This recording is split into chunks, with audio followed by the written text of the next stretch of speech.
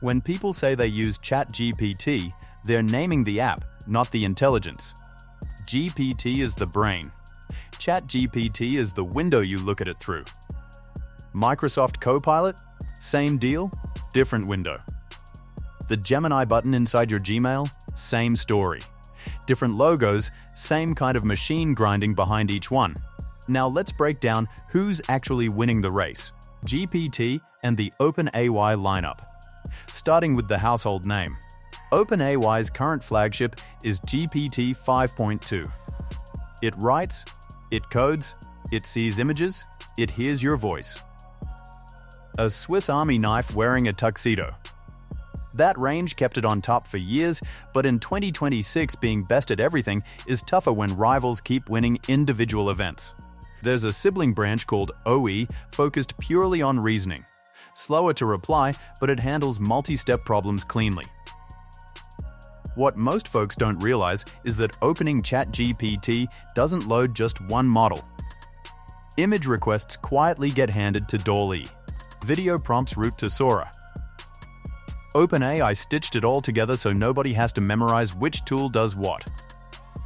So where does GPT sit now? Not on the throne anymore. Gemini edges it on leaderboards.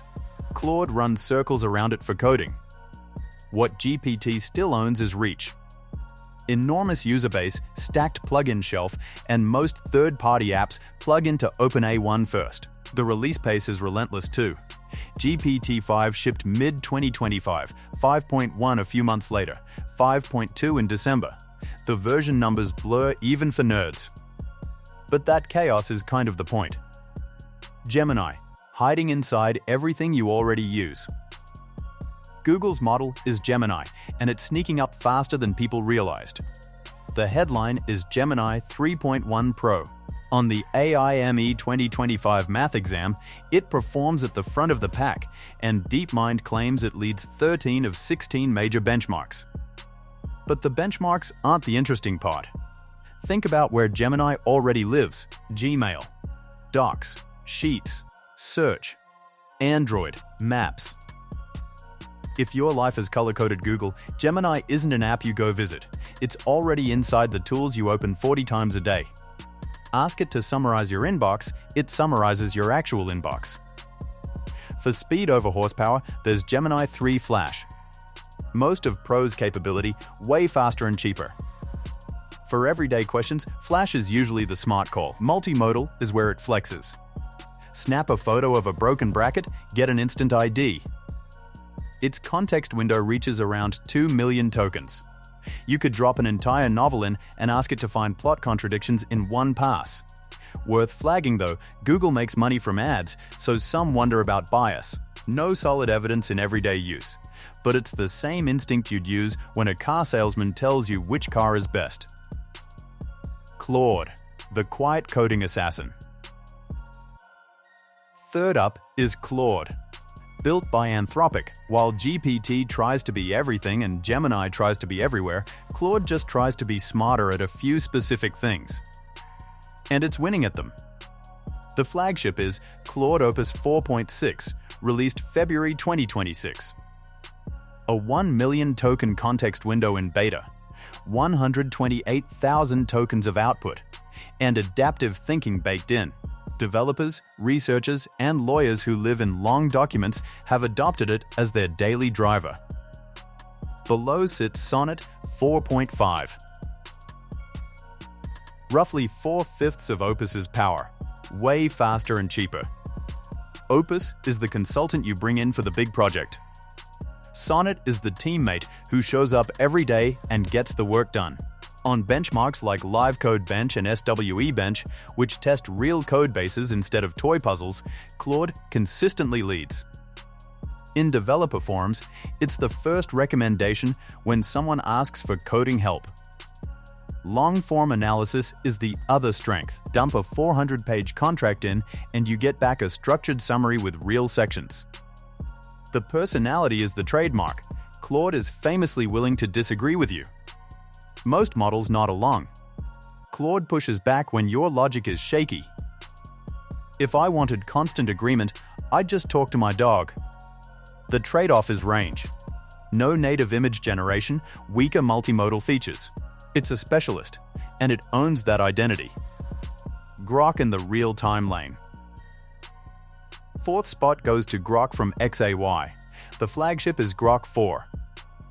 Multimodal, 256K context window, and its own image and video generator called Grok Imagine built right in.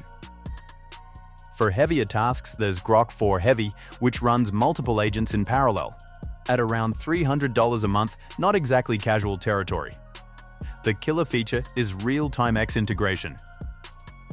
While other models crawl stale web pages, Grok reads what's happening on the platform in real time. Breaking news, trending topics, shifts in public mood. In user testing, it scores high on conversation quality. The tone is loose, almost like texting a friend who happens to know everything. Sometimes so relaxed, you forget it's AI, right until it replies in under a second at 4 a.m. Great for casual use. For deep analytical work, some prefer models that push back harder. There's the free speech angle too. Grok answers questions other models refuse. For cases where rival models get weirdly overcautious, that's genuinely refreshing. For sensitive topics where caution exists for a reason, it's a call you make yourself. DeepSeek and the open weight disruption. Now the plot twist. DeepSeek R1 is fully open source. Download it, run it yourself, nobody sends you a bill. No subscription, no usage cap. Your electric meter might notice, but that's between you and your GPU. Hundreds of billions of parameters total, but it uses a mixture of experts' design, so only a slice activates per prompt. That's how a model this big stays this fast. Smaller distilled versions run on consumer hardware, which opens the door for hobbyists. It focuses on math, coding, and step-by-step reasoning, holding its own against GPT and Claude on technical benchmarks. Running it yourself costs roughly 2.7% of GPT-4o pricing. 2.7%. R2 is rumored at around 1.2 trillion parameters, but reports say the CEO held it because performance wasn't where he wanted it, plus chip supply issues. No confirmed date. One caveat. DeepSeek comes out of a Chinese company, so people are cautious about privacy on the hosted version. Run it locally, and your data stays on your drive. Quick question: which model in this lineup are you actually using? Drop it in the comments. And if this video is making the AI mess finally click, smack that like button. Local and open source models: Llama, Qwen, and friends. Next, the open source scene, which has exploded. Run a model locally and you own the whole experience. No cloud bill, no API key, no terms of service changing on you at 2 a.m. Your AI, your rules. Your electricity bill too. Meta kicked this wave off with Llama. A huge chunk of chatbots you've used online are secretly wearing a Llama mask. Llama 4 comes in variants called Scout and Maverick, up to 400 billion parameters with a 10 million token context window. Bigger versions are expected in the first half of 2026. Alibaba's Qwen 3.5 is climbing fast. People running it on dual 3090s report performance close to Claude Sonnet, which is wild. Especially strong on multilingual tasks. GLM5 from Zipoo A1 is another top-ranked open contender, with a 203K context window and a commercial-friendly license. Kimi K 2.5 from Moonshot punches above its weight in math, scoring around 96% on AIME 2025. Mistral, built in France, ships small, sharp models, strong on European languages. Most of these run on a decent gaming PC or a MacBook with enough RAM. Tools like a Llama and LM Studio turn setup from a weekend headache into 10 minutes. Once you have a local model running, something clicks. AI stops being a website and starts being a tool on your desk. That shift from renting intelligence to owning it is bigger than it sounds. Perplexity, the multi-model hub. Perplexity sits in its own lane because it's both a model maker and a model aggregator. At its core is Sonar, built for fast answers with clear source citations. Instead of only leaning on training data, Sonar searches the live web and shows you where every claim came from. It brings receipts. On top of that, Perplexity gives you access to GPT, Claude, Gemini, Grok, and Kimi all through one subscription. Instead of paying 4 companies for 4 apps, you get the buffet for one price. The streaming service of intelligence. Sonar scales by workload. The base tier handles quick questions. Higher tiers stretch further for deeper research without switching tools.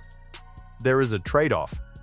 When you use GPT through Perplexity, you're hitting it through the API. No custom GPTs, no persistent memory, no advanced voice. You get the brain, not the full personality package. For research and comparing models side by side, Perplexity is one of the best values going. Your wallet will send a thank you note too. Image generation, Midjourney, DALL-E, Flux, Stable Diffusion. Now pictures.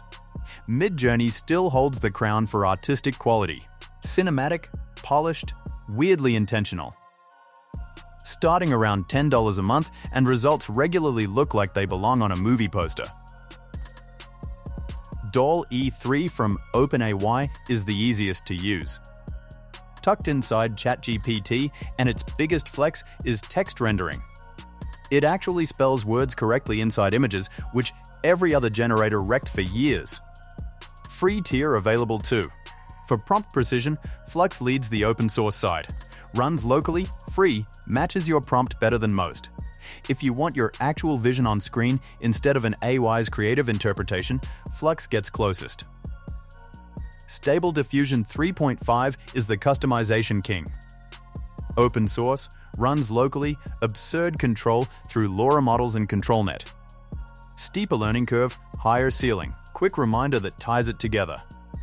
When ChatGPT makes an image, that's DALL-E, not GPT.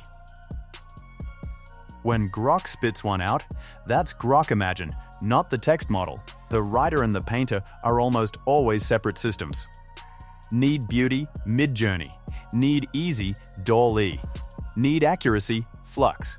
Need control, Stable Diffusion. Video generation, Sora 2 and the rivals. AI video is in that weird phase where every clip makes you gasp, but we're not replacing film crews yet. Sora 2 from OpenAI leads for cinematic quality and physics realism. Water behaves like water, fabric moves like fabric, characters stay consistent instead of morphing into cursed art mid-shot. Clips up to a minute long with synced audio through ChatGPT Plus at $20 a month. A mini film studio minus the budget, crew, and catering. Runway Gen 4.5 is for creators who want directorial control. Motion brushes, scene consistency, camera guidance, directing an AI movie instead of typing a prompt and praying. Around $12 to $15 a month. Kling 2.6 is built for speed. Its standout is simultaneous audio-visual generation. Video, sound effects, voiceover, and ambient audio in a single pass. No syncing in post. For short-form creators, that's a massive time save. Sora is cinematic. Kling is prolific. Reality check though, it's not flawless. Complex physics, hands, crowds still cause chaos. 1 second, everything looks normal. The next, someone has 6 fingers and gravity took the day off. The trajectory is obvious. A year or two from here, AI video will be as normal as AI images are today. Music generation, Suno, Udio, and the copyright mess. AI music has hit the uncanny valley and climbed right out the other side. Suno V5 leads for speed. Type a description, wait 30 seconds, get a full song with vocals, instruments, and structure. No studio, no music theory degree, just vibes and a text box. Vocals are shockingly realistic. Breath between phrases, vibrato on held notes, actual emotional inflection. V5 added smarter composition logic, so tracks follow verse, chorus, bridge structure. You get generative stems with up to 12 tracks and vocal personas you can save and reuse. Tracks stretch to 8 minutes. Udio took a different route and signed with Universal Music Group, so its training data is licensed. a significant deal given the legal wars exploding across A1 music. Suno is quick and fun. Udio is for when you start taking your A1 music career a little too seriously. Copyright and training data remain open questions. Who owns the output? User? Company? Artists whose work trained the model? Nobody has fully figured it out. Either way, your next favorite song might not come from a band. It might come from someone typing lo-fi, rainy night, melancholy piano. AI agents and the next phase. Here's where things start feeling different. The whole AI space is pivoting from chat to agents. Systems that don't just answer, they do the work. Instead of explaining how to book a meeting, agents open the browser, execute code, manage files, and chain multi-step tasks on their own. AI just grew hands, which is amazing and slightly nerve-wracking. Early examples include OpenAI's Operator, Google's Project Mariner, and Anthropic's computer use features. Manus is purpose-built for this. It doesn't describe what to do. It does it. The jump from chatbot to agent genuinely feels like a different category of product. It's watching software navigate your screen, fill forms, and chain actions together like a person would. Rough in spots, but the direction is undeniable. The models we just walked through are the brains. Agents are what happens when those brains get hands, feet, and a list of chores. That said, agents still make mistakes, especially on long jobs. And when they're wrong confidently and fast. Treat them like interns. They save time, occasionally surprise you, but you still check their work, the cheat sheet, which AI to use when. So which one should you actually be using? For everyday life, Gemini Flash is fast, free, and baked into Google. GPT 5.2 is the all-rounder, like that friend who has hobbies in 6 fields and it's infuriating. For coding, Claude Sonnet 4.5 is the sweet spot. Opus 4.6 is what you call in when your codebase looks like ancient archaeology. For research, Perplexity wins because it shows sources, no more trust me bro answers. For real-time trends, Grok is plugged into X. For images, Midjourney for beauty, DALL-E for ease, Flux for accuracy, Stable Diffusion for control. For video, Sora 2 for quality, Kling 2.6 for speed. For privacy, run Llama, Qwen, or DeepSeek locally. The real move is to stop marrying a single model. Use 2 or 3 depending on the task. No different than the apps on your phone. You don't open one app for every need, unless you're still using Internet Explorer somehow, in which case I have questions. That's every major AI model laid out, from chatbots to image tools to music, video, and agents. Which one surprised you the most? Drop it in the comments, I actually read them. If this finally made the whole AI landscape click, hit subscribe so the next one shows up in your feed. Because here's the thing. You just learned the software side of AI. But all that intelligence runs on physical hardware, and the chip underneath decides everything. How fast a model thinks, how much power it burns, whether it fits in your pocket or needs a warehouse of cooling fans. x86, ARM, Apple Silicon, RISC-V, GPS, NPS, quantum chips. The names get thrown around constantly. But most people have no clue what separates them. Why does your phone last all day on ARM while your gaming laptop dies in 2 hours on x86? Why did Apple walk away from Intel? And that H100 GPU everyone credits for the AI boom, what makes it so special? That's exactly where we're going next. Tap the video on screen, and I'll see you there.